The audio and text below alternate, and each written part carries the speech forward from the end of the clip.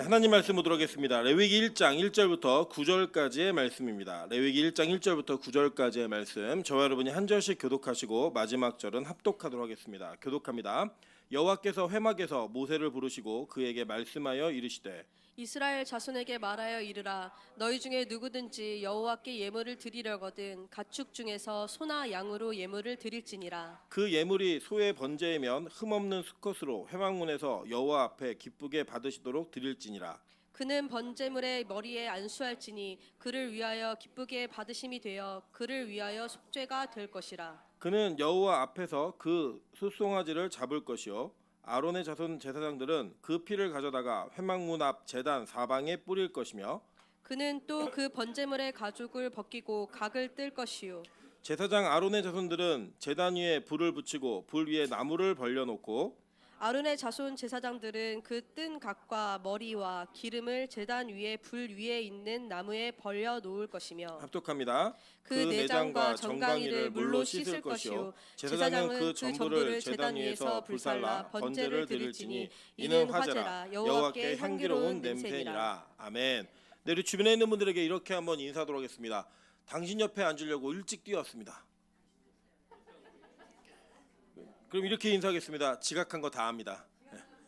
자, 우리가 누군가의 옆에 앉기 위해서 달려올 수 있는 교회가 될 수 있다면 그것보다 행복한 교회는 없다고 생각합니다. 우리 빛가소금 교회가 우리 성도들과의 함께 앉아 드리는 예배가 기쁨이 되어지는 교회 되기를 주님의 이름으로 축원합니다. 네, 오늘은 레위기 1장 1절부터 9절까지의 말씀을 가지고 비싼 제사라는 제목으로 하나님 말씀 증거하도록 하겠습니다. 이 레위기는 교회 역사 속에서도 이게 다루어지기가 참 어려운 본문입니다. 그래서 레위기를 제대로 배운 교회가 그렇게 많지 않고 성경 공부를 통해서는 접하는 교회들이 좀 있지만 설교 시간에 시리즈 강의하는 교회는 제가 거의 찾아본 적이 없습니다. 그래서 사실 저도 굉장히 부담스럽습니다. 부담스럽지만 제가 이렇게 쭉 공부를 더 깊게 하면서 설교 준비를 하다 보니까 이 번제들 속에 번제와 뭐 소제, 화목제, 속죄제, 속건제 이 모든 제사 속에 예수 그리스도에 대한 의미가 너무나 정확히 들어가 있는 거예요. 이게 성경이 그냥 이렇게 무슨 톱니바퀴처럼 딱 맞아 들어가듯이 정확히 맞아 들어간 것들 너무나 정확하게 보게 됩니다. 저는 우리 교인들이 이거 함께 누렸으면 좋겠습니다. 우리가 왜 예수를 믿어야만 하는지, 그리고 또 예수 그리스도가 왜 우리에게 그렇게 불려지고 우리의 고백 속에서 신약에 그렇게 고백되고 있는지를 저는 구약에서 그 근거들을 찾아야 된다고 생각합니다. 그 근거가 찾아졌을 때 우리의 믿음의 대상인 예수 그리스도에 대한 확신이 저 더 깊이 자리 잡을 수 있고 우리 모두가 함께 그 기쁨을 누릴 수 있다고 생각합니다. 그런 은혜가 있는 귀한 시간 되시기를 소망합니다. 자, 오늘 제가 이렇게 간지를 드렸는데요. 간지에 보시면 앞부분에 큰 박스 안에 새 한글 성경이라고 이번에 성서공회에서 새롭게 번역한 한글 성경을 제가 실어드렸습니다. 이 내용을 읽어보시면 조금 여러분이 이해하시기 어려웠던 단어들이나 조금 난해한 단어들을 어떤 의미인지로 좀 받아들이시기가 좀 쉬울 것 같아요. 그래서 제가 한번 읽어드리도록 할게요. 자, 그런 다음에 여호와께서 모세를 부르셨다. 그러고는 이게 오늘 본문이에요. 오늘 본문. 그러고는 그에게 만남의 천막에서 말씀하셨다. 이스라엘 사람들에게 말해주어라. 그들에게 이렇게 말하라. 너희 가운데에서 어떤 사람이 예물을 여호와께 바치려면 집 짐승 가운데서 소나 양을 예물로 바쳐야 한다. 다 태우는 제물로 바치는 예물이 소라면 흠없는 수컷을 바쳐야 한다. 소를 만남의 천막 입구로 끌고 와서 여호와가 기쁘게 받도록 여호와 앞에 바쳐야 한다. 다 태우는 제물의 머리에 손을 얹어야 한다.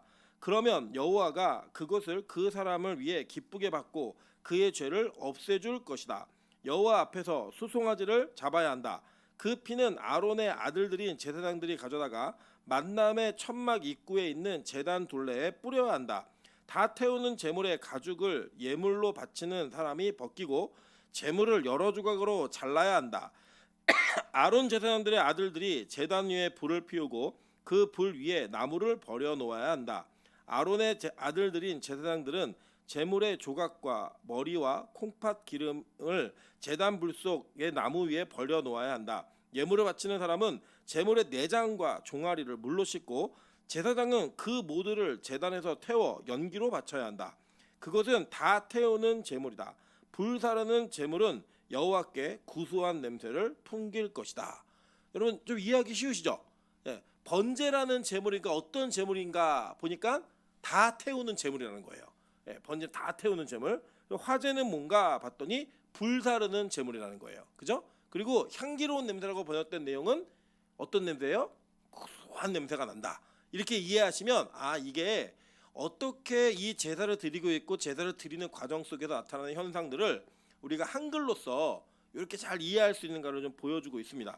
저는 개인적으로 뭐 예배 때 쓰는 거는 아직 시간 좀 한참 걸릴 것 같아요. 근데 이제 이게 성서공회에서 번역하고 있으니까 아마 번역이 마치고 나면 또 파급력 있게 좀 번역이 돼서 우리에게 보급이 될 거라고 생각을 합니다. 그래서 이렇게 익숙하게 이해하시는 것도 참 좋다고 생각을 합니다. 물론 이제 좀 사족이긴 하지만 성경 번역은 자주 할수록 좋습니다. 왜냐하면 이게 언어를 이렇게 문화를 흡수하고 언어를 반영하는 것이기 때문에 바뀌는 언어들이 들어와야 된다고 생각을 해요. 어쨌든 레위기는 이해하기도 어렵지만 레위기를 쭉 연구하다 혼자 읽으시다 보면 자기에게 위기가 옵니다. 진짜로. 예. 이거 진짜 예수님을 계속 믿어야 되나, 성경을 읽어야 되나라고 하는 난관이 있을 때 저는 우리가 배우고 있는 이 말씀들이 여러분에게 하나의 지표가 되어서 레위기에 이런 은혜가 있구나라는 것들이 발견되었으면 좋겠습니다. 자, 먼저 보시면 이 번제, 즉 오늘 드리는 번제를 히브리어로는 올라라고 합니다. 이게 뭐냐면 히브리어로는 알라라는 단어가 올라가다라는 동사예요. 근데 우연찮게도 이걸 명사형으로 바꾸면 올라예요. 그러니까 이게 무슨 뜻이냐? 올라감이라는 뜻이에요. 그러니까 비슷하죠, 우리 한글이랑. 근데 이거 전혀 관계성 없습니다. 그냥 발음이 비슷한 것뿐이에요. 올라, 이렇게 올라라는 단어가 올려드리다, 올라감이란 뜻이에요. 그러니까 번제는 다 태워드리는 제사입니다. 다 태워드리는 제사인데 제가 간지 3단에다가 도표를 하나 넣어드렸어요. 넣어드렸는데 번제, 소제, 화목제, 속죄, 속건제가 있는데 이 제사를 드릴 때 제물을 다루는 방식이 있습니다. 자, 볼게요. 번제는 가죽을 제외하고 다 태워드리는 제사예요. 예.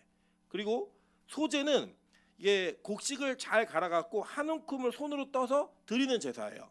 그리고 화목제는 이 제물의 가장 기름진 부분, 그러니까 먹을 만한 부분을 태워서 드려요. 그리고 이 속죄제와 속건제는 지방 부분만 완전히 태워드립니다. 그래서 이 제사의 5가지의 종류 중에 가장 비싼, 우리 입장에서 가장 비싼 제사가 뭐예요? 번제예요. 다 태워드리고 얻는 것 가죽밖에 없어요. 나머지는 다 하나님께 드리는 제사인 거예요. 그리고 이 번제는 하나님과의 관계 속에서 아주 기본이 되는 제사의 종류입니다. 그리고 이 번제가 어떤 특징을 갖고 있나 우리 성경 말씀을 통해 한번 확인해 보도록 할게요. 자, 출애굽기 29장 38절부터 42절입니다. 내가 제단 위에 드릴 것은 이러하니라. 매일 1년 된 어린 양 2마리니 한 어린 양은 아침에 드리고 한 어린 양은 저녁 때에 드릴지며, 이렇게 얘기했어요. 자, 그러니까 번제는 하루에 몇 번 드리는 거예요? 2번 드리는 제사예요. 그러니까 아침에 한 번, 저녁에 한 번. 그러니까 여러분 이걸 기준으로 봤을 때 우리 빛가서 공교가 매일 예배 드린다고 얘기하고 있는데 다른 교회들은 우리 교회 보고 예배 되게 많이 드린다 그러거든요. 근데 우리 교회는 반밖에 안 드리고 있는 거예요. 그죠? 저녁에만 드리니까. 원래 어떻게 드려야 돼요? 새벽 기도도 하고 저녁 기도도 하고. 만약에 그거를 하나님께서 저에게 요구하신다면 목회를 계속하는 거 한번 고민해 보도록 하겠습니다. 어제 되게 힘든 건데 이 번제는 아침에도 드려야 되고 저녁에도 드려야 되는 그런 제사였다라고 얘기해요. 계속 볼게요. 한 어린 양에 고운 밀가루 10분의 1 에바와 찌은 기름 4분의 1 흰을 더하고 또 전제로 포도주 4분의 1 흰을 더할지며, 한 어린 양은 저녁 때에 드리되 아침에 한 것처럼 소제와 전제를 그것과 함께 드려 향기로운 냄새가 되게 하여, 이렇게 얘기했어요. 자, 제가 여러분에게 지난번에도 말씀드렸을 때 소제는 단독으로 드려지기보다는 다른 제사와 겸해서 드리는 제사라고 말씀을 드린 적 있죠? 기억나세요? 기억이 안 나셔도 괜찮습니다. 계속 반복하면 새겨지게 돼 있으니까. 근데 제가 분명히 말씀을 드렸어요. 소제는 단독으로 드려지기보다는 다른 제사들과 함께 드리는 제사다라고 얘기했죠. 그래서 이 번제를 드릴 때에는 소제를 같이 드리는 이런 형태로 드리면 됩니다. 예를 들면 우리 이렇게 생각하시면 돼요. 아주 쉽게 이해하시려면 여러분 그 반찬으로 고기만 나왔는데 고기만 먹다 보면 짜요, 안 짜요? 짜죠. 그럼 뭘 먹어야겠어요? 밥도 드셔야죠. 그러니까 지금 그 소제는 곡식을 빻은 거예요. 그래서 태워드리는 제사니까 쉽게 이해하시려면 고기를 먹을 때는 뭐랑 같이 먹어야 된다? 야채가 아니고 지금 야채는 지금 제사로 드릴 수가 없습니다.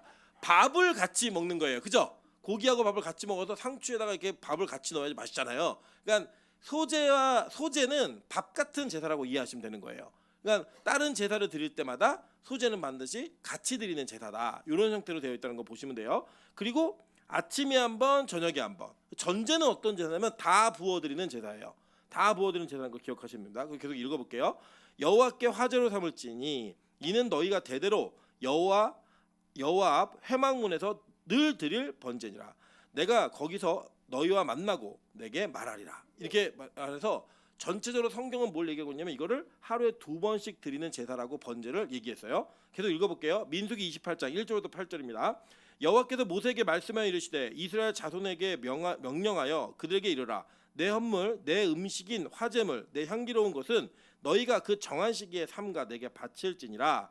또 그들에게 이르라. 너희가 여호와께 드릴 화제는 이러하니 1년 되고 흠없는 숫양을 매일 2마리씩 상번제로 드리되 어린 양 1마리는 아침에 드리고 어린 양 1마리는 해질 때에 드릴 것이요 또 고운 가루 10분의 1 에바와 빻아낸 기름 4분의 1 흰을 섞어서 소제로 드릴 것이니 이는 시내산에서 정한 상번제로서 여호와께 드리는 향기로운 화제며 또 그 전제는 어린 양 1마리에 4분의 1 흰을 드리되 거룩한 곳에서 여호와께 독주의 전제를 부어 드릴 것이며 해질 때에는 2번째 어린 양을 드리되 아침에 드린 소제와 전제와 같이 여호와께 향기로운 화제로 드릴 것이니라 라고 얘기했죠. 그죠? 그러니까 똑같이 얘기하고 있다는 거예요. 그래서 이 번제를 얘기할 때 상번제라고 그게 번역이 되어 있으면 상번제는 하루에 2번 드리는 제사를 얘기하는 거예요. 자, 이해되셨죠? 자, 그리고 또 언제 이 번제를 드렸는가 한번 볼게요. 민수기 29장 7절부터 11절입니다. 읽어드리겠습니다. 7째 달 열흘날에는 너희가 성회로 모일 것이요 너희의 심령을 괴롭게 하며 아무 일도 하지 말 것이니라. 너희는 수송아지 1마리와 수장 1마리와 1년 된 수장 7마리를 다 흠없는 것으로 여호와께 향기로운 번제를 드릴 것이며 그 소제로는 고운 가루에 기름을 섞어서 쓰되 수송아지의 1마리에는 10분의 3이요 수장 1마리에는 10분의 2요 어린 양 7마리에는 어린 양 1마리마다 10분의 1을 드릴 것이며 속죄제와 상번제와 그 소제와 그 전제 외에 수점소 1마리를 속죄제로 드릴 것이니라 라고 얘기했어요. 자, 7째 달 열흘날이면은 무슨 날이에요? 그렇죠, 대속제일. 그래 한 분이 얘기해 주셔서 너무 감사합니다. 예. 무슨 날이라고요? 대속제일. 이거를 우리나라 7월로 이해하시면 안 돼요. 태양력이 아니고 유대력이에요. 유대력 7째 달 10일은 대속제일이어서 이스라엘 전체 공동체의 죄의 문제를 회개하는 날이었어요. 그날에 기본적으로 드리는 제사가 뭐예요? 번제였다라고 얘기하는 거예요. 그래서 이게 뭐 초월, 초실절, 뭐 초막절 다 있잖아요. 있을 때마다 기본적으로 드리는 기본으로 깔고 가는 제사가 뭐다? 번제였다는 거예요. 그리고 번제는 하나님과의 관계를 회복하고 다시 형성할 때 무조건 기본으로 빠지면 안 되는 게 번제인 겁니다. 뭐 예를 들면 우리 전라도 분들 여기 많이 계시니까 잔치할 때는 반드시 뭐가 있어야 돼요? 그죠? 홍어가 있어야 되죠. 왜? 전라도 잔치인데 홍어가 없다? 이거는 손님을 초청해 놓고 아무것도 안 주는 거랑 똑같은 거예요. 다른 게 많이 나와도 상관없어요. 그냥 홍어가 나와야 되는 것처럼 무조건 이 하나님과의 관계성에서 드리는 예배의 번제는 기본이에요. 기본. 이거 없으면 제사도 아니다는 거예요. 근데 이 번제 형태가 뭐냐면 다 태워드리는 제사였다라고 얘기하는 거예요. 자, 그래서 이 개인적으로 하나님과의 관계를 맺고 싶은 사람들이 번제를 특별하게 드렸던 케이스가 있어요. 한번 볼게요. 자, 열왕기상 3장 4절입니다. 다 같이 읽어보겠습니다. 시작. 이에 왕이 지사하러 기브온으로 가니 거기는 산당이 큼이라. 솔로몬이 그 제단에 1천 번제를 드렸더니. 자, 이 왕이 누구였어요? 솔로몬. 우리 보통 한국 교회는 솔로몬의 1천 번제 그러면 이제 그 1000번 동안 예물을 드리든지 1000번 동안 예배를 드리든지 이거를 1천 번제로 보통 이해하시는데 사실 잘못 이해하시는 거예요. 성경은 어떻게 말하냐면 1천 번제라고 하는 거는 1000번 드릴 수 있는 예물을 한꺼번에 드리는 겁니다. 예. 그래서 엄청 많이 나라 전체를 대표해서 드린다라는 개념으로 이해하시면 돼요. 그렇게 드렸던 번제를 1천 번제라고 얘기했어요. 이거는 하나님과의 아주 개인적인 관계를 얘기할 때 드리는 예배예요. 그런데 우리 지난 시간에 배운 것처럼 이 제사는 형식이다, 마음이다. 그죠? 그래서 볼게요. 미가서 6장 6절부터 8절입니다. 내가 무엇을 가지고 하는 여호와 앞에 나아가며 높으신 하나님께 경배할까? 내가 번제물로 1년 된 송아지를 가지고 그 앞에 나아갈까? 여호와께서 천천의 수장이나 만만의 강물 같은 기름을 기뻐하실까? 내 허물을 위하여 내 맏아들을 내 영혼의 죄로 말미암아 내 몸의 열매를 드릴까? 고민하는 거예요 지금 이게. 그런데 뭐라고 대답하냐면 보세요. 사람아, 주께서 선한 것이 무엇임을 내게 보이셨나니 여호와께서 내게 구하시는 것은 오직 정의를 행하며 인자를 사랑하며 겸손하게 내 하나님과 함께 행하는 것이 아니냐라고 얘기했어요. 그죠? 그러니까 지금 어떻게 하지? 번제를 드릴까? 뭐 할까? 계속 고민할 때 미가 선지자가 얘기하는 건 뭐냐면 아니야, 그거가 중요한 게 아니라 마음이 중요한 거야. 그래서 이게 같이 병행돼야 된다라는 거예요. 여러분, 제가 말씀드렸죠. 그래서 마음만 있으면 된다 안 된다. 그죠? 여러분 한번 그 간단히 생각하시면 돼요. 예를 들면 우리 신혼부부가 집안일을 하는데 남편이 야, 내가 정말 사랑해, 정말 사랑하는데 집에 와서 손 하나 까딱을 안 해요. 사랑하는 거야, 안 하는 거예요? 음식물 쓰레기도 안 버리고 설거지도 안 도와주고 아무것도 안 해요. 애 보고 있어도 애 이렇게 보고 있어요. 그냥 이게 사랑하는 거야, 안 하는 거예요? 안 하는 거죠. 네, 그렇죠. 저희 아내가 너무 크게 얘기해서 제가 마음에 좀 찔림이 있는데 이게 정말 사랑을 하면 마음이 있으면 행동으로 나와야 안 나와요? 나온다는 거예요. 그런데 이럴 수는 있잖아요. 사랑은 안 하는데 내가 책 잡히지 않기 위해서 집안일만 할 수는 있잖아요. 와가지고 기계적으로 설거지 하면서 여자가 집에 놀면서 이것도 안 하고 뭐 하는 거야? 이렇게 생각하면서 그걸 하면 하는 게 좋은 거예요? 안 하는 게 차라리 난 거예요?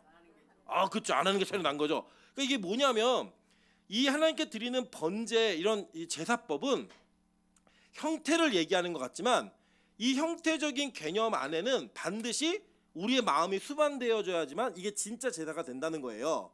그래서 이 제사의 개념은 너네가 마음이 있니? 그러면 이 정도는 해야 돼 라고 말하는 개념적으로 이해하시면 되고요.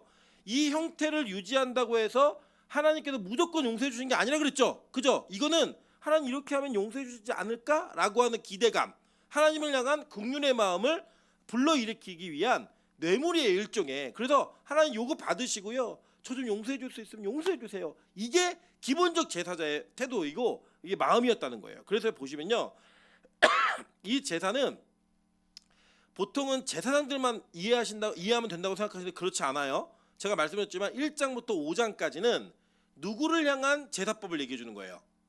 예배를 드리는 사람들. 6장부터는 누구의 입장에서예요? 제사장들의 입장에서 어떻게 예배를 집내야 되는가라고 해서 그 가르치는 양식의 문제가 달라요. 순서도 달랐잖아요. 왜 달랐냐면 제일 복잡한 제사가 뭐였어요? 5가지 제사 중에 제일 복잡한 제사. 자, 보세요. 자, 다 태워드리는 제사 복잡해요, 안 복잡해요? 에? 안 복잡해요. 근데 뭐는 복잡할까요? 그렇죠. 나눠 먹는 제사는 복잡해요, 안 복잡해요? 복잡하죠. 화목제는 복잡한 제사예요. 그래서 이 순서가 달라져 있는데 뒷부분에 얘기하는 제사장들에게 제사법을 알려주실 때는 어떤 제사를 맨 마지막에 다뤘어요? 화목제를 맨 마지막에 다뤘죠. 왜요? 양이 많아요. 제일 복잡한 제사였단 말이에요. 그래서 이렇게 제사는 여러분도, 그러니까 성도들도 예배를 어떻게 드려야 되는지에 대한 마음을 충분히 아셔야 돼요. 목사가 제사장은 아니에요. 그런데 우리가 예배를 집례할 때 예배 태도나 마음이나 형식에서 왜 이게 그리스도와 연결되는가, 이거는 목사만 알아야 되는 게 아니라고요. 우리 모두가 다 함께 공유하면서 함께 그 기쁨과 은혜를 누려야 되는 게 이 제사인 거예요. 여러분, 그래서 이 레위기를 배우실 때요, 저도 고민이 되게 많아요. 레위기가 너무 딱딱한 책 자체가 딱딱한 책이라서 이거를 어떻게 해야 좀 물렁하게 먹일 수 있을까. 그래서 물에도 담가봤다가 다시 뺐다가 구워봤다가 삶아봤다가 별짓을 다 하고 있는데, 이걸 잘 이해하시려면 여러분이 조금만 심혈을 이게 집중하시면 개념만 딱 들어가신다. 그럼 레위기 전체 이해하기 너무 쉬워요. 그 내용 한번 보실 때 조금만 집중해서 한번 같이 보도록 할게요. 자, 그래서 이 번제는 아침에 한번 저녁에 한번 드리는 고정적인 상번제라고 하는 제사가 있었어요. 그죠? 그거 기억하셔야 되고, 두 번째는 이스라엘의 국가적인 절기마다 이 번제는 반드시 드려져야 되는 예배였어요. 자, 그리고 개인적으로 하나님과의 특별한 관계를 맺고 싶을 때 개인이 출발하는 제사가 뭐다? 번제였어요. 그러니까 이 번제는 예배, 내가 제사를 드린다라고 얘기할 때 빠지면 돼요, 안 돼요? 안 돼요. 기본적으로 다 모든 제사 가운데 포함되는 제사가 이 번제예요. 그래서 여러분 보시면 속죄제와 속건제는 어떤 조건이 있었죠. 혹시 기억나세요? 예, 그래서 속죄제는 무슨 죄라고 얘기했어요? 정결죄. 기억나세요? 그 죄를 오염된 걸로 표현했다고 얘기했죠. 예, 그러면 속건제는요? 배상제. 그렇죠. 이거는 비세 개념으로 얘기했어요. 그래서 이거를 배상해야 되는 개념으로 이해했다고요. 그래서 이 속죄제와 속건제는 만일 누가 뭐 때문에 범죄하거든 이런 전제가 달려 있어요. 근데 번제는 그런 게 있다 없다? 없어요. 이거 무조건 해야 되는 거예요. 이 번제는 기본적으로 하나님과의 관계 속에서 죄 문제가 해결돼야겠다라고 생각을 하면 내가 알고 지은 죄 모르고 지은 죄 막 다 있잖아요. 깨달았던 못 깨달았던 무조건 번제는 기본이에요. 예.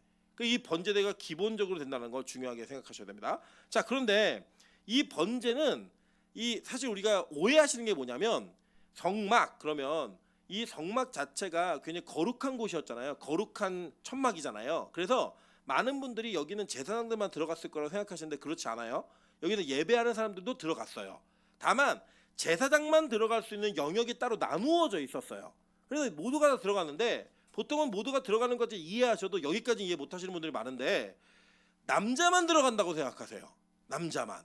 그리고 여러분 옛날에 지금도 그런 어른 목사님들 계신데 이 강대상이 지성소라고 이게 표현하셔가지고 여기를 권사님들이 청소 못하게 하시는 교회들이 있어요. 그리고 여기 신발 신고 올라가면 큰일 나요. 예, 그래서 거기 신발 벗으면 안 돼. 벗고 올라와야지. 신발 신고 올라오면 막 옛날 시골 교회 지금도 가시면 고신측 이런 교회들은요. 목사가 신발을 신고 여기 올라왔다 그러면 하루 종일 그분들은 설교 못 들으세요. 신발 신고 올라갔어. 신발 신고 계속 이렇게 맴돌아요 막. 근데 그리고 여기는 지성소 아니에요.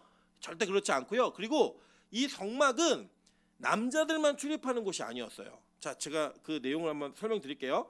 자, 레위기 12장 6절부터 8절 한번 보겠습니다. 아들이나 딸이나 정결하게 되는 기한이 차면 그 여인은 번제를 위하여 1년 된 어린 양을 가져가고 속죄제를 위하여 집비둘기 새끼나 산비둘기를 회막문 제사장에게로 가져갈 것이요 제사장은 그것을 여호와 앞에 들여서 그 여인을 위하여 속죄할지니 그리하면 산열이 깨끗하리라. 이는 아들이나 딸을 생산한 여인에게 대한 규례니라. 그 여인이 어린 양을 바치기에 힘이 미치지 못하면 산비둘기 2마리나 집비둘기 새끼 2마리를 가져다가 하나는 번제물로 하나는 속죄제물로 삼을 것이요 제사장은 그를 위하여 속죄할지니 그가 정결하리라 라고 얘기했어요. 자, 그러니까 산모가 번제를 드려야 돼 안 드려야 돼요?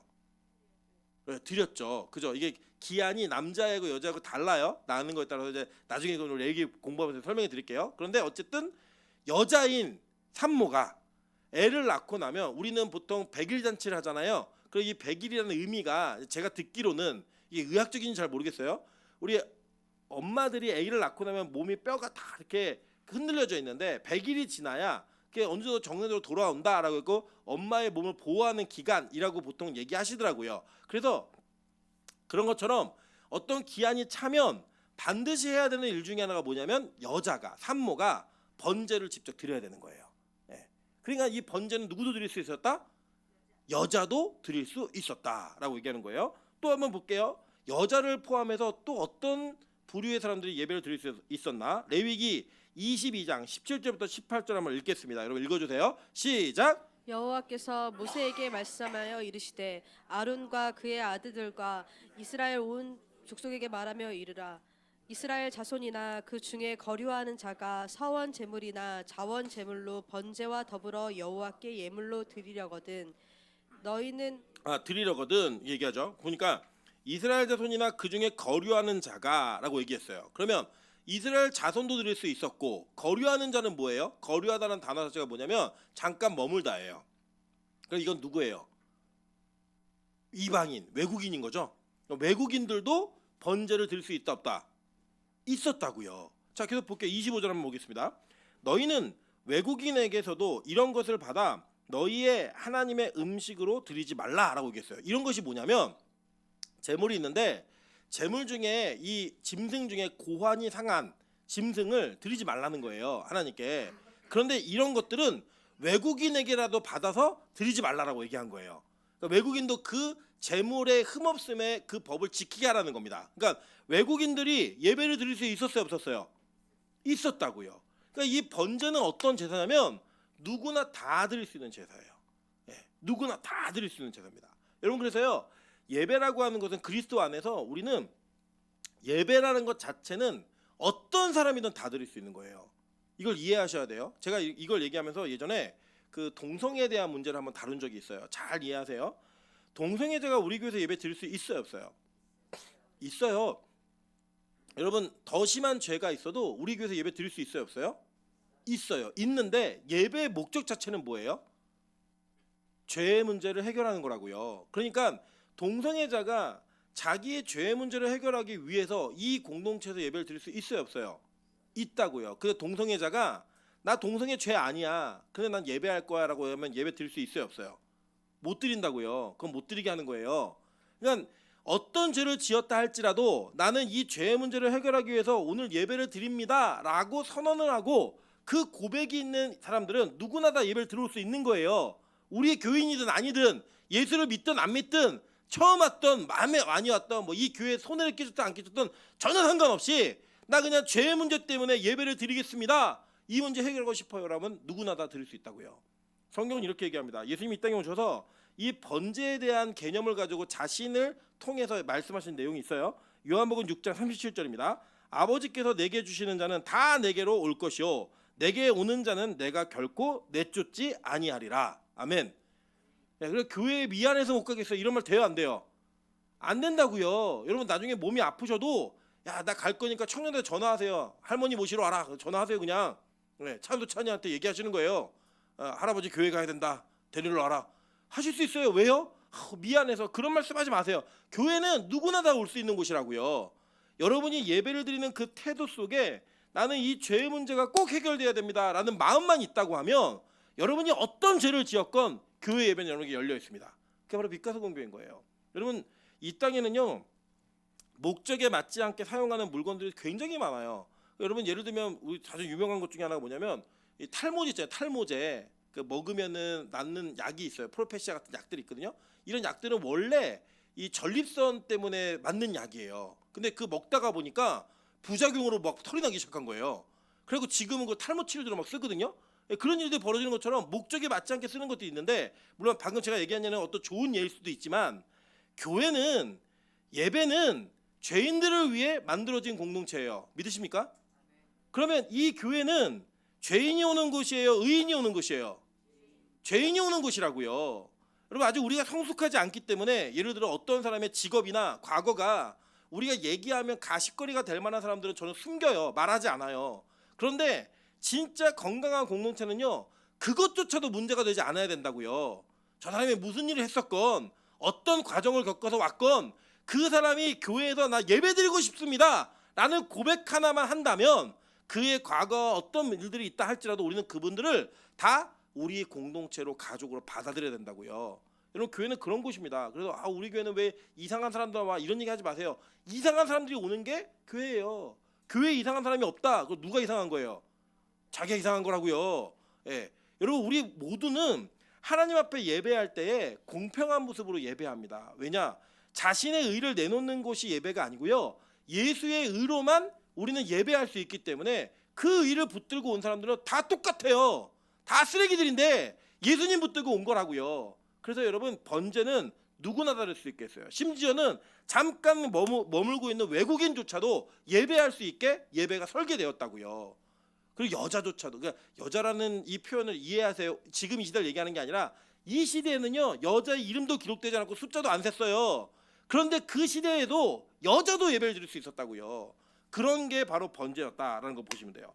자, 그런데 번제를 드릴 때는 뭘로 드리냐? 수컷으로 흠이 없는 것을 드리라고 얘기했어요. 자, 제가 이거 오늘 여러분 읽으신 말씀을 요약해 드릴게요. 뭐냐면 이렇게 하는 거예요. 번제를 드리는데 오늘은 어디까지만 하냐면 숫소로 하는 거예요. 여기 숫송아지라고 되어 있는데 송아지는 예배 안 드려요. 예배를 못 드리면 제사를 한 번도 얘기하신 적이 없어요. 뭘로 드리냐면 무조건 성인 소로 드려요.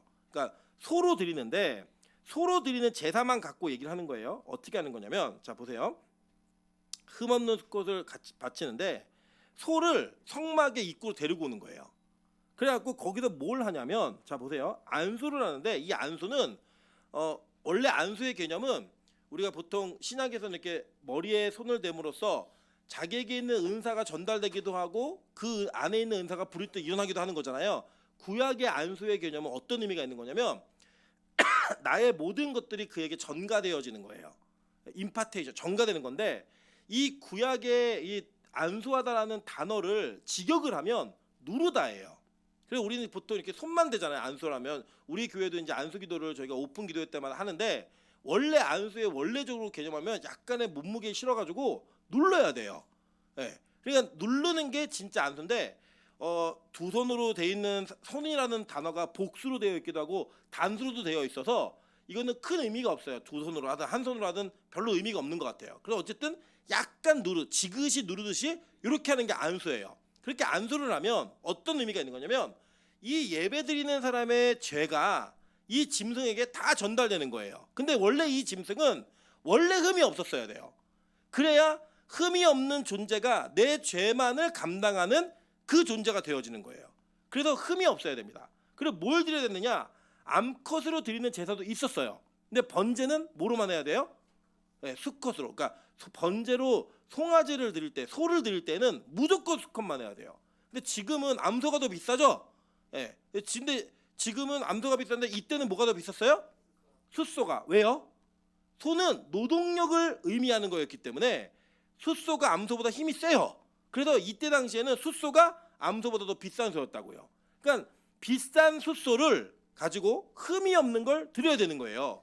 그렇게 해서 이게 이 가면은 어떻게 하냐면 자, 이 소를 죽일 때 누가 죽여요? 네, 제사자, 예배하는 자가 이게 소를 죽이는 거예요. 그리고 이 각을 뜰 때도 누가 뜨는 거예요? 네, 제사자가 뜨는 거예요. 그리고 여러분 이게 뭐가 있냐면 제가 예전에 한번 히브리어 설명을 들을 때 이런 얘기를 들은 적이 있어요. 우리는 그가 간다, 그녀가 간다, 뭐 그것이 간다. 그 동사 변화가 없어요. 주어에 맞춰서 없잖아요. 근데 히브리어는 영어와 비슷하게 이게 1인칭이냐 2인칭이냐 3인칭에 따라 동사가 변하고요.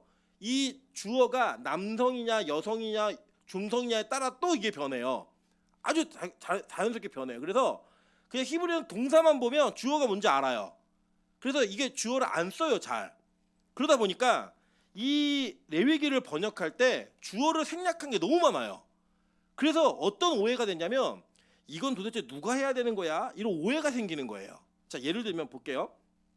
5절 보시면 그는 여호와 앞에서 수송아지를 잡을 것이요. 그가 누구예요? 제사자, 예배를 드리는 사람이에요. 그 뒤에 연결해서 뭐라고 하냐면 아론 자손의 제사장들은 그러면 이건 누가 하는 일이에요? 제사장들이 하는 일이라고요. 그러면 죽이는 거는 예배를 드리는 사람이 죽이죠. 그럼 그 피를 받아다가 이걸 뿌리는 건 누가 하는 거예요? 제사장이 하는 거라고요. 자, 그렇듯 여기 한번 볼게요. 9절 보시면 9절에 그 내장과 정강이를 물로 씻을 것이요. 이거 누가 하는 걸까요? 제사장? 이거 질문. 예, 질문. 장 올라간 거 질문이고 누가 하는 걸까요? 제사자가 하는 거예요. 예, 예배를 드리는 사람이 그 내장과 정강이를 물로 씻는 거예요. 그러고 나면 제사장은 그 전부를 제단 위에서 불살라 번제로 드리는 거라고요.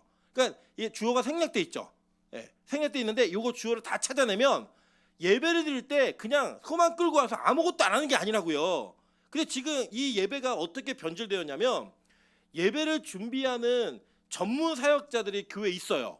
그러면 그냥 교인들은 나는 와서 가면 예배를 보다가 가면 되나 보다. 예배 보러 가. 그럼 진짜 보러 와요. 그냥 보다 가시는 분들이 많이 계세요. 근데 그게 예배가 아니라고요. 구약 예배, 원래 예배의 전신인 이 원래 모티브인 구약 예배 자체가 예배자가 와가지고 하는 일이 많아요. 적어요. 엄청 많다고요. 뭐 해야 되냐? 이거 소 죽이고요. 가죽 벗겨내는 것도 제사자가 하는 거예요. 각 뜨는 것도 제사자가 하는 거라고요. 모르고 익숙하지 않을 때만 제사장이 그거 거기 아니고 옆으로 더 떠야 돼요. 이거 도와주는 거고 부위를 구별하는 거. 이거 기름진 쪽이어서 이건 태워드리는 겁니다. 이거 다 태워드리는 거 뭐 번제는 상관이 없겠죠. 그런 걸 얘기해 줄 때만 제사장이 코칭해 주는 거예요. 그리고 나머지는 다 누가 하는 거예요? 자가 한다고요. 그래서 내장을 딱 꺼내고 넓적다리를 꺼내갖고 씻을 때도 누가 씻는 거예요? 그래서 자가 하는 거라고요. 그래서 여러분 예배를 드릴 때 여러분이 찬양을 한번 하시더라도 찬양 인도자가 있으니까 나는 입만 뻥긋뻥긋 해야지, 마스크 썼으니까 나 아무것도 안 해야지, 그러시면 안 돼요. 여러분 목청껏 하셔야 되고요. 통성기도 하겠습니다. 그러면 그냥 마이크 든 사람만 기도하는 게 아니라고요. 누가 해야 되는 거예요? 예배자들이 더 최선을 다해서 예배를 해야 된다고요. 저는 우리 빛가소금교회 찬양 소리가 마이크를 이기는 날이 있기를 소망합니다. 빛가소금교회 통성기도 소리가 마이크를 든 기도자를 이기는 은혜가 있기를 소망합니다. 그게 예배의 모습이었다고요. 그런데 지금은 어때요? 서비스를 잘해주는 교회. 들어가다 그냥 몸만 앉았다 나오면은 그 예배가 다 드린 것 같아. 이런 걸 좋아하시지만 여러분 원래 제사의 의미는 그런 게 아니었어요. 제사장은 코칭이라고요. 여러분 보시면 사무엘상을 읽어보시면 사무엘상의 주인공이 누구예요? 다윗이잖아요. 사무엘은요 사무엘상에서 죽어요. 안 나와요. 더 이상 등장 안 한다고요. 그러면 코칭 그냥 사무엘은 뭐했냐? 다윗 코칭했어요. 그럼 진짜 주인공 다윗이었다고요. 교회의 주인공은 목사가 아닙니다. 교회의 주인공은 성도예요. 하나님이 여러분을 지켜보시고 여러분이 예배드리는 모습 속에서 여러분 각자 개개인의 삶의 관계가 하나님과 회복되는 거, 그게 예배라고요. 목사가 대신해 줄 수 있는 게 아니에요. 그거는 여러분 스스로 각자가 하나님 앞에 나와야지만 해결되는 거에 바로 예배였다고요. 그러니까 우리의 예배가 조금 더 성도들 중심으로 가야 되는 게 맞아요. 여러분 예를 들어 우리 통합 예배 드리실 때도요, 아이들 공연 보러 오신 게 아니고 우리가 어린이 예배에 다 참여하는 거라고요. 그러면 일어나세요라고 말해야 일어나요? 아니죠. 그냥 일어나는 거예요. 율동하세요라고 해야 하는 거예요? 아니에요. 그냥 하는 거라고요. 왜요? 그게 예배니까. 그 예배에 동참할 수 있는 애가 있어야 됩니다. 그래서 우리 옆 사람에게 한번 인사하겠습니다. 좀 더 적극적으로 예배 드립시다. 네, 이런 인사도 하셔야 되는 거예요. 왜냐? 이게 예배의 모습이었다고요. 하나님과의 교제, 하나님과의 관계성. 그렇게 예배 드리는 게 바로 이 번제의 모습이었다라고 보시면 돼요. 자, 그런데 계속 보니까 이게 누구나 드릴 수 있었죠. 그리고 그 얘기 했고, 자, 흠없는 수컷으로 드리는데 이 흠없는이라는 히브리어가 타밈이란 단어예요. 근데 이 단어의 뜻이 뭐냐면 완전하다라는 뜻이에요. 완전하다. 그러니까 흠이 없다라는 개념에 이 흠이 없는이라는 단어를 의도적으로 성경은 완전하다라는 단어를 써버렸어요. 왜냐하면 이게 진짜 흠이 없다라고 하는 흠이 없는이라는 단어가 따로 있어요. 있는데도 불구하고 이 재물에 대한 이야기를 할 때 탐임이라는 단어를 통해서 완전해야 돼라고 말했다고요. 그럼 왜 도대체 이렇게 얘기했는가? 여기에 바로 이 예수 그리스도의 비밀이 숨겨져 있는 거예요. 자, 보세요 여러분. 예수님이 이 땅에 오실 때에 하나님은 성별이 있는 분이에요, 없는 분이에요? 네? 하나님은 성별이 있어요, 없어요? 성별이라는 건 남자, 여자, 성이 있어요, 없어요? 네, 없는 분이에요. 여러분들 이거를 뭐 젠더로 이해하시면 안 돼요. 지금 미국이 어느 정도로 타락을 했냐면 남자가 나는 여자예요라고 말을 하면 여탕에도 들어갈 수가 있고요. 여자 라카룸에 들어갈 수가 있어요. 이번에 대선에서 진 이유가 민주당이 이거를 조장했던 그 해리스 후보가 이거를 지지하는 사람이에요. 캘리포니아 같은 주에 가시면요, 그 남자가 나 오늘부터 여자 그러면 그 여자 샤워실에 탈의실 들어갈 수가 있어요. 그걸 막으면 막은 사람이 불법한 거예요. 말이 됩니까? 이 말도 안 되는 거죠. 이런 일들이 있는데 남자 여자의 성은 하나님 구별해 놓으신 거예요. 태어날 때부터 구별해 놓으셨는데 하나님은 성별이 없는 분이잖아요. 근데 남자로 오셨기 때문에 여자분들 좀 섭섭하지 않으세요? 하나님 아버지가 아니라 하나님 어머니 그럼 좀 따뜻한 느낌이 있을 거 아니에요. 아닌가요? 하나님 아버지는 약간 아버지 그러면 아버지는 제가 보면 이 땅에 아버지하고 관계가 좋은 이 부자 관계를 제가 딱 한 번 봤어요. 딱 한 번. 네. 제 제자들 중에 딱 한 명만 자기는 엄마보다 아빠가 더 좋대요. 성인이 되어서. 대부분은 다 아버지를 좀 이렇게 어렵게 느끼는 마음들이 있는 것 같아요. 그래서 이제 이왕이면 하나님 어머니 그랬으면 너무 좋았겠죠. 근데 그런 이제 안상홍으로 가는 거예요. 이제 저기 이단으로 가는 건데, 자 보세요. 하나님이 왜 어머니가 될 수 없는가? 왜 여자가 될 수 없는가? 뭐냐? 번제가 수컷으로만 드리는 예배였어요. 네. 그래서 무조건 예수님은 남자로 오셨어야 되는 거예요. 번제가 가장 기본적 제사라 그랬죠. 제일 큰 제사라 그랬잖아요. 자 보세요. 이사야 7장 14절입니다. 그러므로 주께서 친히 징조를 너에게 주실 것이라. 보라, 처녀가 잉태하여 아들을 낳을 것이요 그의 이름을 임마누엘이라 하리라. 임마누엘이 뭐냐면 하나님이 우리와 함께 계시다예요. 관계성이잖아요. 아들이 와서 그 관계성이 회복된다는 거예요. 그러니까 이 번제의 의미가 여기 담겨져 있는 거예요. 자 보세요. 계속 마태복음 1장 21절입니다. 예수님의 수태고지가 이렇게 이루어져요. 아들을 낳으리니 이름을 예수라 하라. 이는 그가 자기 백성을 그들의 죄에서 구원할 자이심이라 하니라. 이거 얘기했어요. 죄 문제가 해결되는데 누가 와야 돼요? 아들이 나와야지만 된다고요. 그래서 여러분 아주 기초적인 거, 일단 예수님, 그러니까 메시아가 될 수 있는 조건은 첫째는 유대인이어야 돼요. 무조건. 한국 사람들이 자기 예수라고 얘기하면 믿어야 된다, 안 믿어야 된다? 안 믿어야 된다. 그죠? 이거 꼭 믿으셔야 돼요. 그리고 두 번째 뭐가 있냐면, 여자가 자기를 예수라고 하면 이건 완전 가짜예요. 그냥 뭐 고민해볼 필요도 없어요. 그냥 하늘에서 불을 내려도 그건 가짜예요. 예. 누가 메시아는 뭘로 와야 돼? 어떤 성으로 와야 돼요? 예, 남성으로 와야 돼요. 정해놓은 거, 그냥 이 법으로 정해놓은 거기 때문에 이게 그냥 뭐 남자가 여자보다 우월해 이런 개념이 아니라고요. 그냥 하나님의 율법에 이렇게 정해놨기 때문에 그 법을 지키시는 거예요. 하나님은 그렇게 오시는 분이라고 성경은 얘기하는 거예요. 보세요. 히브리서 4장 15절입니다.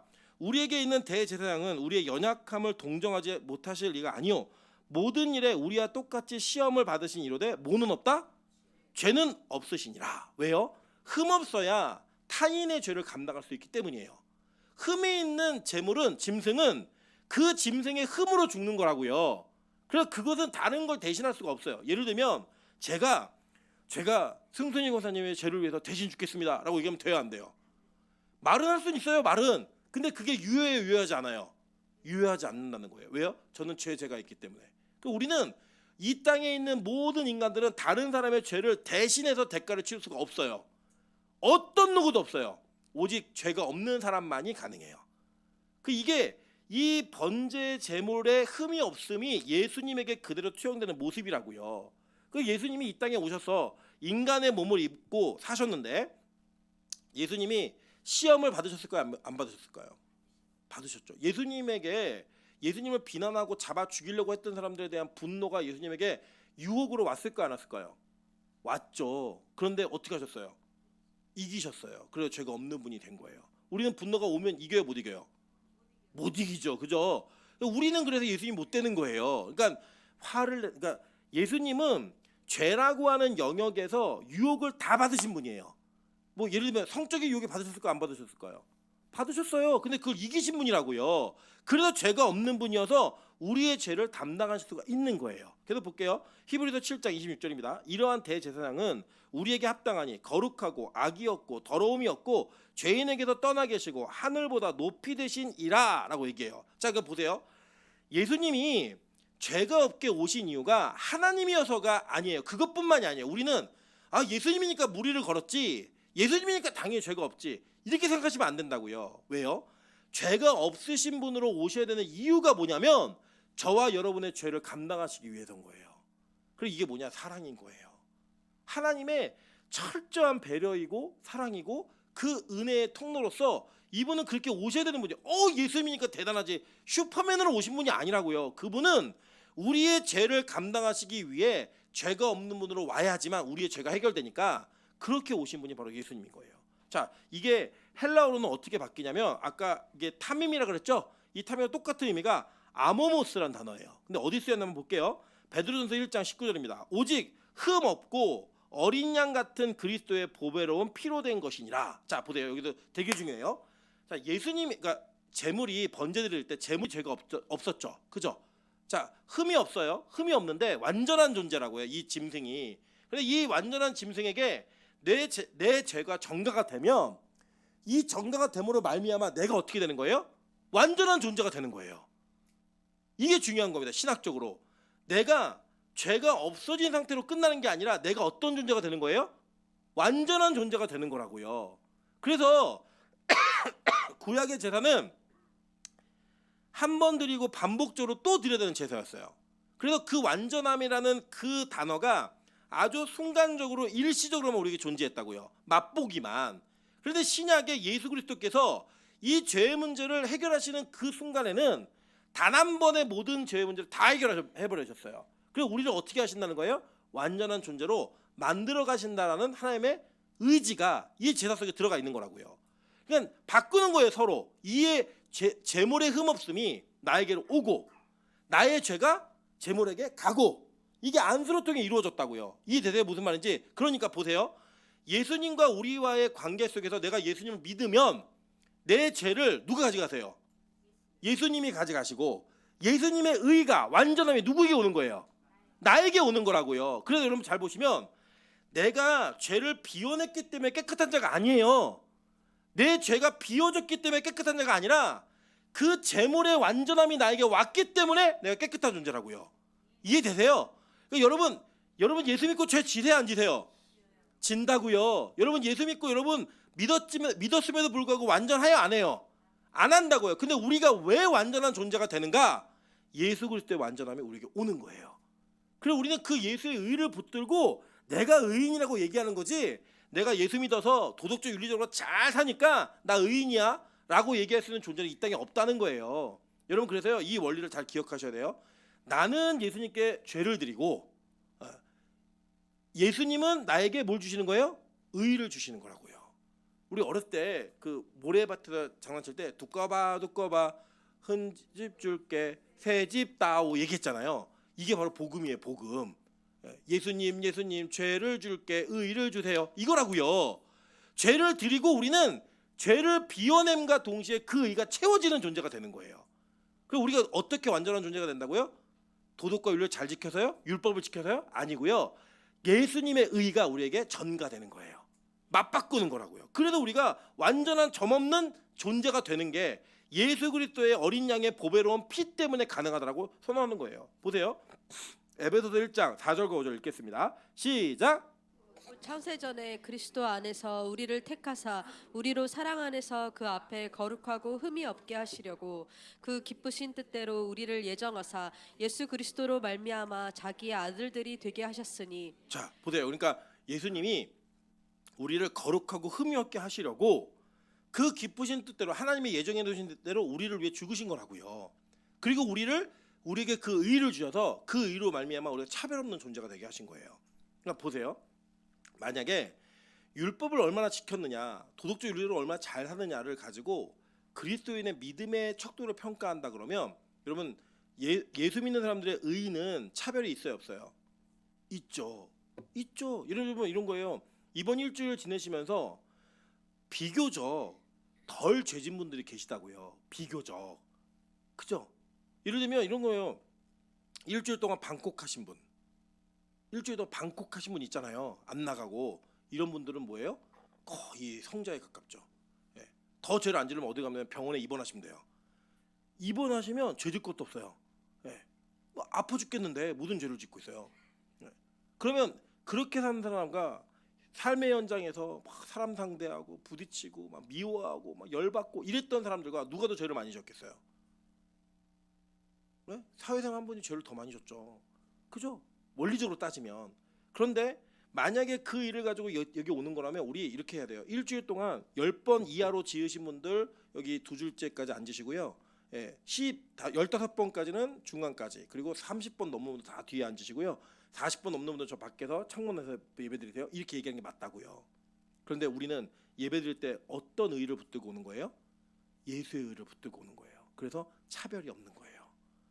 그러니까 아주 원리적이지만 유영철, 조두순 이런 사람들이 진짜 예수 믿고 회개하잖아요. 그럼 우리랑 똑같은 천국을 가요.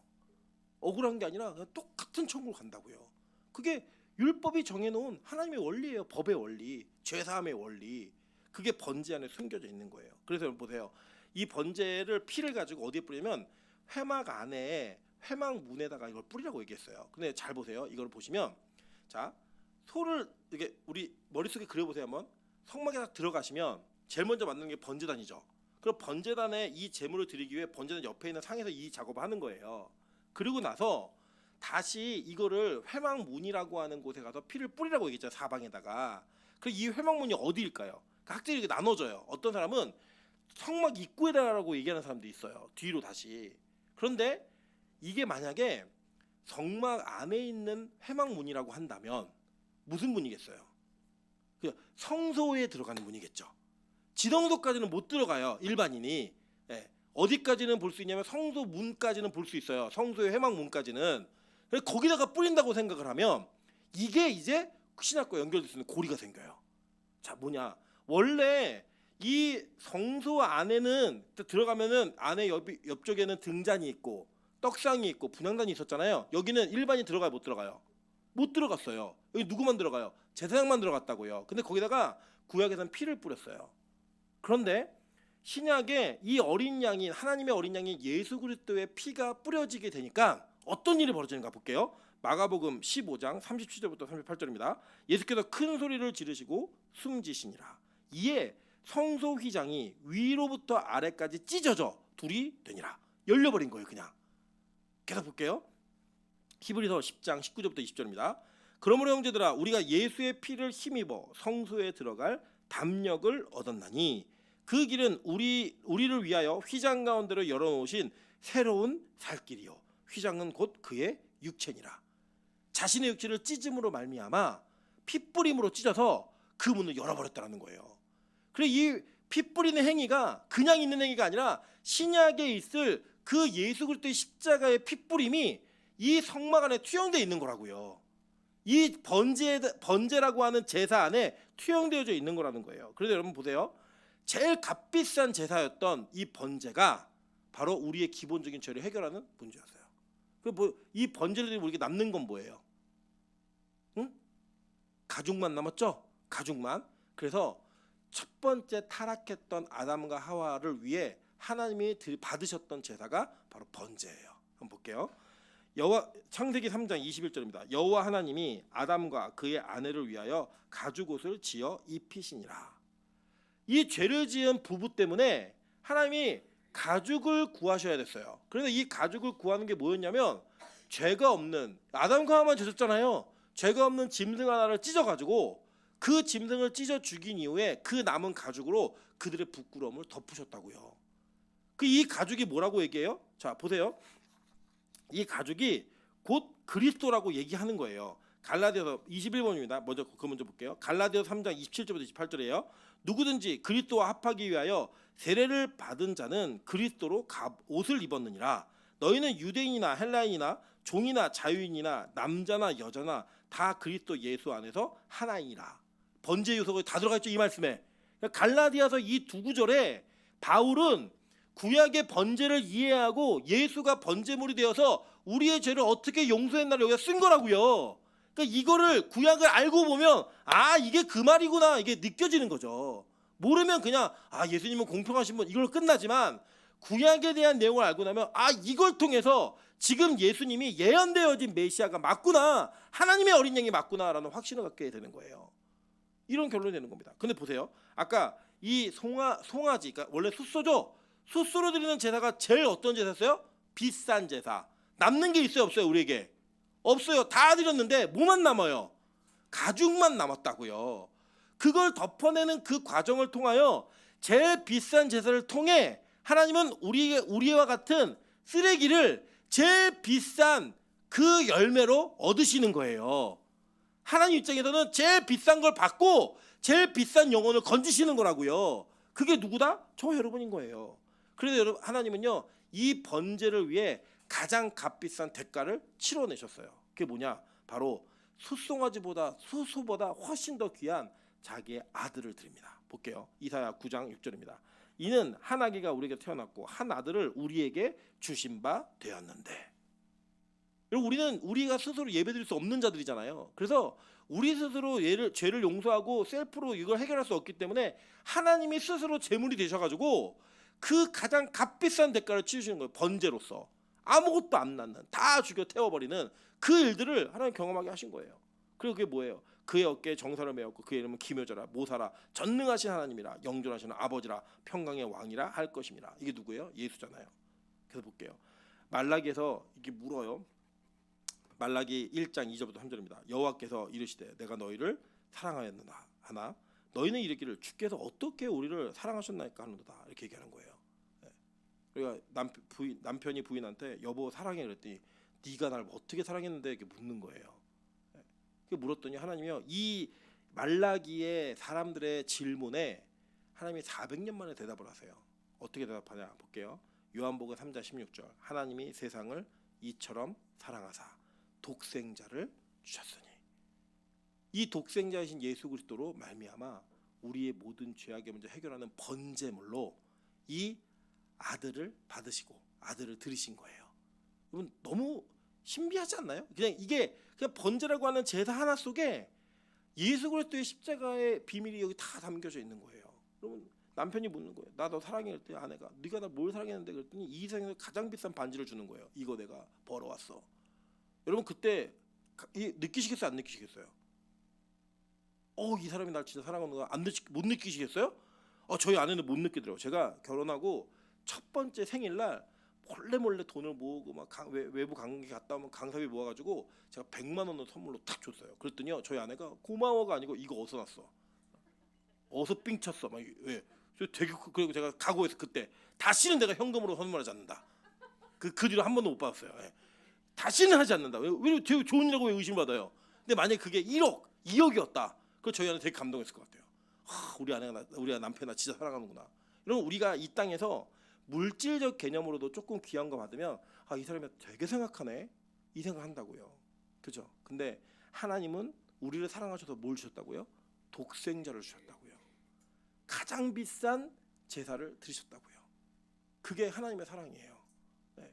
그래서 여러분 한 사람 한 사람이요 이 세상에 가장 귀한 분이에요. 이 세상에 가장 중요한 분이에요.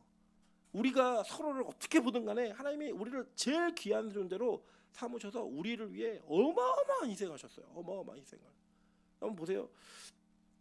만약에 누군가 아니 하나님이 저에게 야 너 찬수 바쳐, 너 찬이 바쳐라고 얘기하면 저 자신 없어요.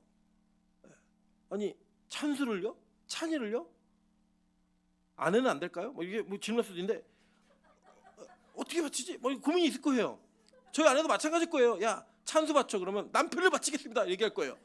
우리 그건 되지만 내가 제일 귀하다고 생각하는 거, 제일 소중하다고 생각하는 거 이거 바치는 거 진짜 쉽지 않아요. 하나님이 아브라함에게 그걸 요구하시는 거예요. 왜요? 나는 독생자를 줄 계획이 있기 때문에 그걸 요구하시는 거예요. 그 아브라함은 그 장면을 통해서 하나님이 우리에게 무엇을 주신 걸 미리 보여준 거라고요.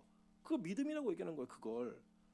그리고 저는 사실 진짜 자신 없어요. 목사이지만 하나님이 저한테 야 너 찬수나 찬이 둘 중에 하나 바쳐? 그럼 찬수로 바칠까요? 못 바치겠어요. 모르겠어요. 못할 것 같아요. 근데 하나님은 우리에게 그걸 하셨다고요. 그게 사랑이에요. 그게 이 번제 속에 있는 거예요. 여러분 송아지 끌고 오면서 송아지 안 아까웠을까요? 안 아까웠을 것 같아요. 여러분 만약에 송아지라면 여러분의 집에 차예요. 차. 여러분 예배 올 때마다 차 한 대씩 들고 와가지고 그거 팔아서 바쳐야 된다 그러면 여러분 안 아까우시겠어요? 경차여도 아깝잖아요. 우리 아까울 거예요. 진짜로. 우리는 예배 시간에 진짜 교회에서 헌금 얘기하면 짜증나 돈 얘기 이런 우리 마음 안에 이런 불만이 가득 차 있는 게 우리 모습이에요. 근데 진짜 만약에 이 제사가 어떤 의미인지를 알고 하나님이 우리를 위해 어떤 번제를 드리셨는지를 우리가 안다면 우리 이 세상에서 우리 모든 걸 다 바쳐도 아깝지가 않는 거예요. 안아야 돼요. 그게 정상인데 우리 아직 그게 안 돼요. 여러분 그래서 교회는요 돈을 걷기 위해서 여러분들이 헌금 얘기하는 게 아니에요. 교회가 돈이 없어서 헌금 얘기하는 게 아니고요. 교회는 여러분의 하나님의 사랑이 얼마나 큰지를 깨달은 자들에게 그 깨달음에 반응하는 모습이 있어야지만 된다고 말하는 거예요. 그래서 여러분 11조 되게 큰 것 같죠? 11조 진짜 기본이에요. 그냥 이건 하나님 이게 전체가 다 하나님 겁니다라고 바치는 그 행위에 불과하지 이거 헌금 아니에요. 냉정히 말하면. 근데 그거 아깝잖아요. 왜 아깝죠? 하나님이 나를 위해 어떤 제사를 드렸는지 모르는 거예요. 예수님이 어떤 대가를 치르셨는지를 모르기 때문에 그렇게 얘기하는 거라고요. 저 우리 빛과소금 교회가 하나님께 드리는 비싼 제사가 정말로 그냥 너무 수월한 은혜가 있는 그런 교회가 되길 소망합니다. 그건 뭐냐면 주님께서 우리를 위해 돌아가신 그 의미가 뭔지를 깨닫는 거예요. 그 의미가 깨달아지는 그런 은혜가 저와 여러분에게 있기를 주님의 이름으로 축원합니다. 제가 하지만 찬양으로 기도하겠습니다.